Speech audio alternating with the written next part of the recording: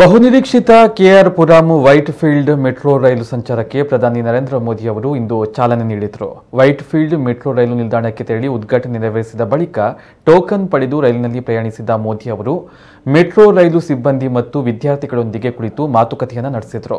ರಾಜ್ಯಪಾಲ ತಾವರ್ ಚಂದ್ ಗೆಹ್ಲೋಟ್, ಮುಖ್ಯಮಂತ್ರಿ ಬಸವರಾಜ ಬೊಮ್ಮಾಯಿ, ನಗರಾಭಿವೃದ್ಧಿ ಇಲಾಖೆಯ ಹೆಚ್ಚುವರಿ ಮುಖ್ಯ ಕಾರ್ಯದರ್ಶಿ ರಾಕೇಶ್ ಸಿಂಗ್, BMRCL ವ್ಯವಸ್ಥಾಪಕ ನಿರ್ದೇಶಕ ಅಂಜುಮ್ ಫರ್ವೇಜ್ ಜೊತೆಯಲ್ಲಿದ್ದರು. ವೈಟ್ ಫೀಲ್ಡ್ನಿಂದ ಕೆಆರ್ ಪುರಂ ತನಕ 13.71 ಕಿಲೋಮೀಟರ್ ಮಾರ್ಗದಲ್ಲಿ ಅಧಿಕೃತ ಮೆಟ್ರೋ ರೈಲು ಸಂಚಾರ ಭಾನುವಾರದಿಂದ ಆರಂಭವಾಗಲಿದೆ. ಹೊಸ ಮಾರ್ಗದಿಂದ ಕೃಷ್ಣರಾಜಪುರ ವೈಟ್ ಫೀಲ್ಡ್ ನಡುವಣ ಪ್ರಯಾಣ ಅವಧಿ ಗಣನೀಯವಾಗಿ ಕಡಿಮೆಯಾಗಲಿದೆ. ರಸ್ತೆ ಮಾರ್ಗವಾಗಿ ಈ ದಾರಿ ಕ್ರಮಿಸಲು ಕನಿಷ್ಠ 1 ಗಂಟೆ ಬೇಕಾಗುತ್ತದೆ. ಮೆಟ್ರೋದಿಂದ ಕೇವಲ 24 ನಿಮಿಷಗಳಿಗೆ ಪ್ರಯಾಣದ ಅವಧಿ ತಗ್ಗಲಿದೆ.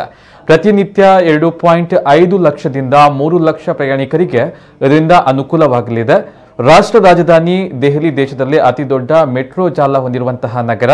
ಹೈದರಾಬಾದ್ 2ನೇ ಸ್ಥಾನದಲ್ಲಿ ಇತ್ತು. ಇದೀಗ 69.66 ಕಿಲೋಮೀಟರ್ ಮೆಟ್ರೋ ಮಾರ್ಗವನ್ನ ಬೆಂಗಳೂರಿನ ನಮ್ಮ ಮೆಟ್ರೋ ಹೊಂದುವ ಮೂಲಕ ಹೈದರಾಬಾದ್ ಹಿಂದಿಕ್ಕಿ 2ನೇ ಸ್ಥಾನಕ್ಕೆ ಜಿಗಿದಿದೆ.